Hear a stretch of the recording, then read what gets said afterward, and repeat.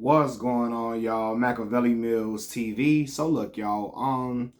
Since the Gervonta Tank Davis fight, now I'm looking at ESPN and looking all over YouTube. Tank is the hottest thing in boxing right now, right? Everybody talking about him.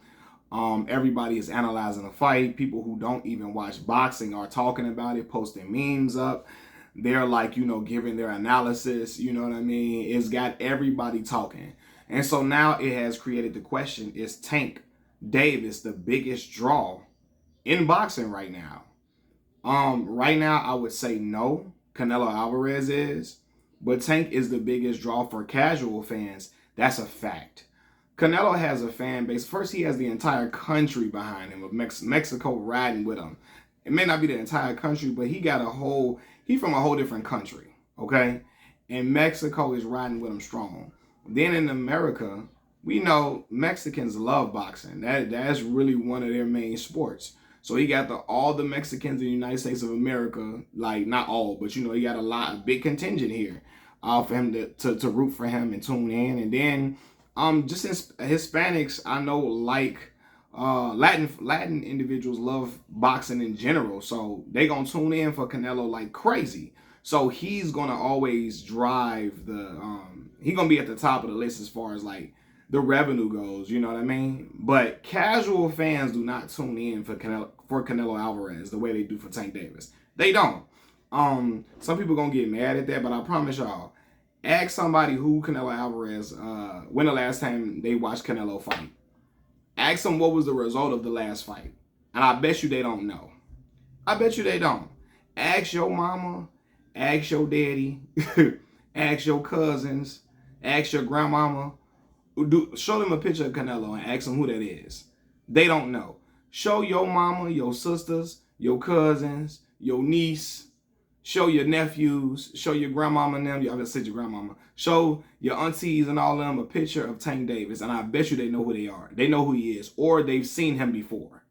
A lot of the people they ain't never even seen Canelo before. Tank is a draw for casual fans. People tune in for him because they know he has an exciting style. He's relatable. He's an American dude, a black dude from the hood. A lot of people can relate to that. A lot of people, they connect with that, right? Tank has a story that's a crazy story. Both of his parents, I believe, being drug addicted or running around in the streets. He was in foster homes for a minute, in group home for a while. Learned how to fight. Was fighting as a kid. Then Calvin Ford found him and turned him into a young boxing prodigy. Then Adrian Broner found him and then brought him to Floyd Mayweather Jr. He went out to Vegas, was a part of that Mayweather gym, and the rest is history. He's been on a high rising trajectory for a long time, right? But yeah, casual fans, they know when they're watching Tank Davis, somebody gonna get put to sleep. And they gonna get put to sleep by a young dude who looks like dudes in their neighborhood, or that, and again, not for nothing, Tank speaks English. A lot of people can't connect to Canelo. Canelo speaks English now, but most of the time he wants to speak in his native language. He wants to speak Spanish. He does not want to speak English like that. I saw him do it in a Breakfast Club interview. He did it then, but for the most part, he want to talk Spanish. You know what I mean? So. And people, like, if you don't speak Spanish, you ain't really going to be trying to connect with Canelo like that, the way you would Tank. Say what you want about Tank's speech impediment and, the accent that he has. He talks a lot better than he used to. And I got to give him credit. He got a speech coach. He's getting more comfortable on camera. Because before, Floyd used to have to talk to him all the time because he wasn't comfortable talking in front of people. Tank isn't a dude that just was in school a whole bunch like that, so he didn't articulate himself in a certain manner, but he's gotten a lot better at it. And the more we see him be personable in interviews, the more we see these knockouts, the more people are going to root for him. The more people are going to want to tune in for his fights. And you gotta respect his fighting ability. He's skilled. He's a dog. He's resilient.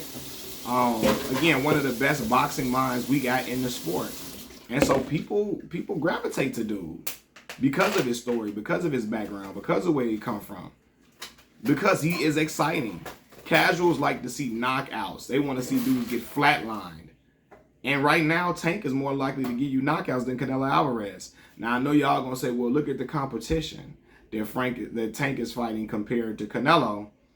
Man, I think Tank's still stopping the elite of the elites. For real. I think he still a stop Shakur. I think he still a stop Devin. I think he'll stop Lomachenko. Late in the fight, but I think he can stop Loma. You know what I mean? So, yeah, I think the sky is the limit for Tank. But, yeah, Tank is the biggest draw among casual fans, for sure. You know how many people have fight parties to watch Tank fight that don't watch boxing? People that, people that don't watch boxing don't really have fight parties for Canelo like that. They don't. They don't really have fight parties for him. But for Tank Davis, oh, man. People having fight parties for real. People that don't watch boxing, don't got no idea. They like, yo, I can't miss this dude, Tank Davis. My father ain't no boxing fanatic like he used to be. Like, he watched boxing as a young, when he was younger, but not now. Because he don't like guys that try to outpoint guys. He don't like the sweet science. He tuned in for Tank Davis because he knows Tank Davis is going to provide a stoppage. Somebody getting their head rattled. Somebody's head is bouncing off of the canvas. Somebody getting put to sleep, getting put down like they took a whole bottle of melatonin. You know what I mean? So, yeah, I think Tank is the biggest draw among the casual fans. And I think it's going to be like that. Because even like Bud Crawford, Bud is phenomenal. But for whatever reason, and I don't, because maybe Bud is just older than Tank. But Bud don't really connect with like the casual fan the way Tank does. Maybe because he's more of a low-key, even-kill guy. He's not really rowdy. Bud not into fashion. You're not going to catch Bud on the shade room dating these little young social media influencer girls. Bud just really soft-spoken for the most part until it's time to fight. He's not a flashy guy as far as like his persona in the ring he is, but he's really not super flashy. So yeah, he's not like a super draw like Tank is. Errol Spence, even with the loss, some would argue that Errol has more popularity than Bud.